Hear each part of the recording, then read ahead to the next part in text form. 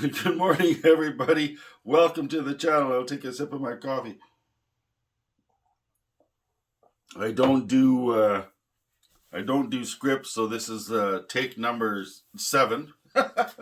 So today it's only minus 27. Saturday morning. That's centigrade. Clear skies. Uh, so we'll have harsh lighting. The snow actually reflects more light than hits it. If you take a light meter and go over the snow, it'll register higher. So we're going to use Delta Professional Delta 100, Ilford Delta 100 Professional today. It's known for its balance in sharpness, detail, and contrast. So there's not going to be much room for many mistakes there. So I figured another thing I was having trouble with lately is finding something to photograph because I'm basically confined within the limitations of our town here. So I came up with this morning that we're going to be using the Nikon 180 millimeter F2.8. This is just the ED version, not the D version.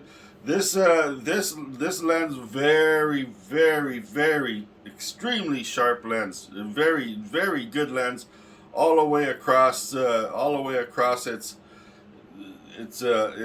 coverage of the lens. It's very good lens. They have an ED lens. That ED is an extra dispersion because once you get above 100 millimeters, you get something called chromatic aberration. It's if you're shooting color, you don't want chromatic aberration, especially if you're in the snow, because you're going to have blue fringes around everything. So basically, a remake back in 1982, I believe. This lens was put out with the ED element, autofocus, screw drive autofocus lens. And of course, we're fastening it to the iconic Nikon F4. The Nikon F4 was released in 1986, I believe. It was the very first autofocus professional camera. So many added features. I would have to make a list and read it off on a piece of paper over here if I needed to. But it had matrix metering and very good matrix metering. So that's what we're going to be using today, is matrix metering. So it meters the whole scene as you take the photo. This camera was the go-to camera for every professional photographer that could get their hands on it. Sports, for wildlife, documentary, news. And another reason for that is it has 8 frames per second. That's right, 1986. Very fast autofocus, screw drive, very efficient autofocus, very good metering, 8 frames per second. So that would go through your 24 roll of film in 3 seconds. So you can imagine how amazing that would be to sport photographers or wildlife photographers or even news documentary photographers, which later became known as paparazzis, where they're catching action as the people are coming out. 8 frames per second is an amazing speed that to have all of these features in one. So that's why this camera was so iconic. Very first autofocus professional film camera. So I've used this camera once before, as some of you have seen, with the 1.8 50D lens. And today we're using this 180 2.8 simply because I'm confined in what I can take photos of, and it's becoming very repetitive to me. So what I'm doing now is I'm forcing myself to choose different compositions. So instead of just street photography or buildings, now I'm going to have to focus on a smaller plane of subject. You know what I'm trying to say is it's a prime lens, no zoom, so I'm being forced to choose my photos differently. So that's it. Of course, we're going to be. This is a very heavy lens. Takes 8. It's got the battery pack. It takes 8 double A's to run this camera. It's when you hold this camera, it's got heft, but it's, you know what? It's just unbelievable how it feels in your hand and how balanced it is, even with this lens. Another feature of this camera, which I'm going to be doing later on in another, is it has an interchangeable prisms as well as a waist level. You can buy a waist level prism for this, but you could just take that off and use this as a waist level camera, and that's really cool. So there's some features. There's the reason why. There we go. There's a reason why I chose this. It's got TTL metering, so this is going to work with my my flash through the lens metering with my modern flash, wireless flash. Just amazing. So the developing, of course, is going to be the DF96 Cinestill monobath. I had really good results yesterday with this. It was such a such a pleasure to use this instead of the whole big chemistry set spewed across the counter. But there again, you must go to Cinestill's site, download the PDF file with the exposure charts and your development times on those charts. Do not just think that you can throw stuff for 3 minutes, and every different film has a different developing time with this product, so that you I really recommend this product so far, and I've only used it once. But the mistake everybody that is on, not everybody, but most people are telling people about this product, is it's not a 3-minute developer. It's variable, so you have to go to their site to get that information. They have some information inside the box, but I found it kind of, I don't know. Apparently, if you leave it in too long, it doesn't overfix or overdevelop, so I don't know about that neither. Don't take my word for that. So that's what we're doing today. 24 exposures, so it should be outside a little shorter. Yesterday's Cinestill BWXX was a big eye-opener for me. I really liked that film.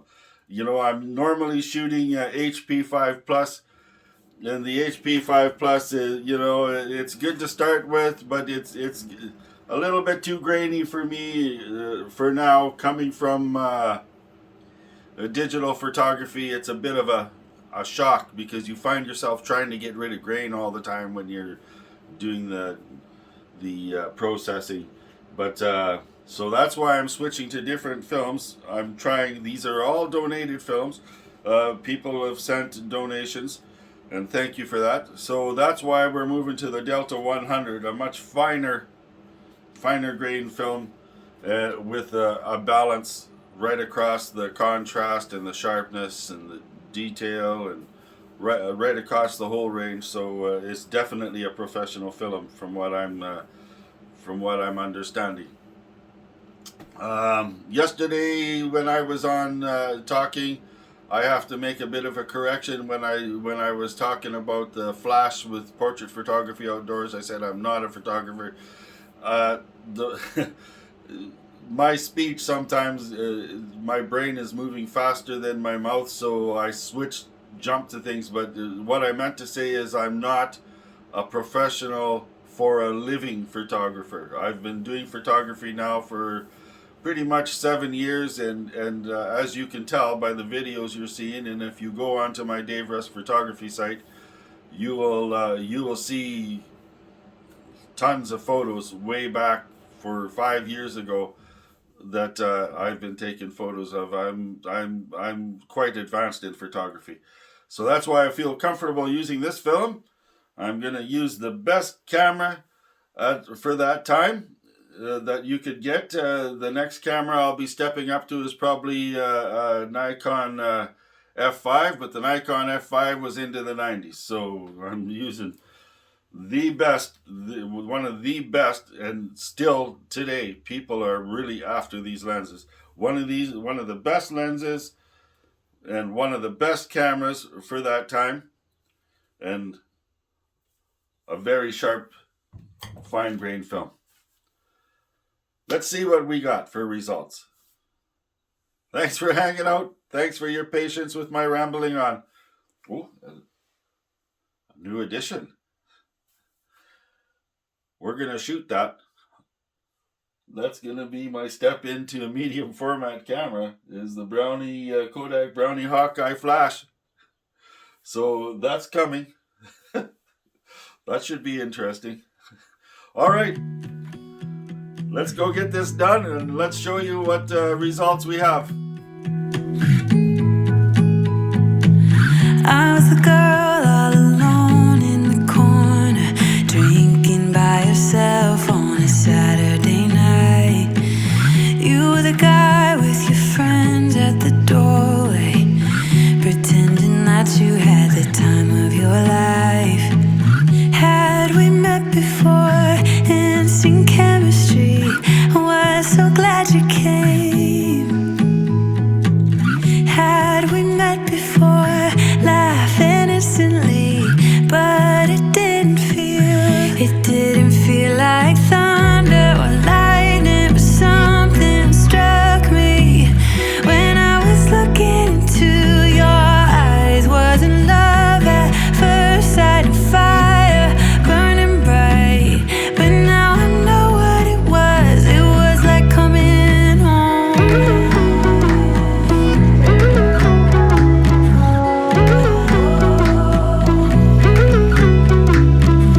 We were making our way through the town, yeah, never really wanted the night to end. And I was wishing you'd stick around, still I was thinking that we were just friends. Had we met before, instant chemistry, I was so glad you came. Had we met before, laughing instantly, but it didn't feel like thunder or lightning, but something struck me when I was looking into your eyes. Wasn't love at first sight, and fire burning bright, but now I know what it was. It was like coming home. It felt like coming home. Had we met before, instant chemistry. It took me a while to realize that you were the missing piece. It didn't feel like thunder or lightning, but something struck me when I was looking into your eyes. Wasn't love at first sight, and fire burning bright, but now I know what it was. It was like coming home. Yeah, it felt like coming home. I was the girl all alone in the corner, drinking by herself on a Saturday night.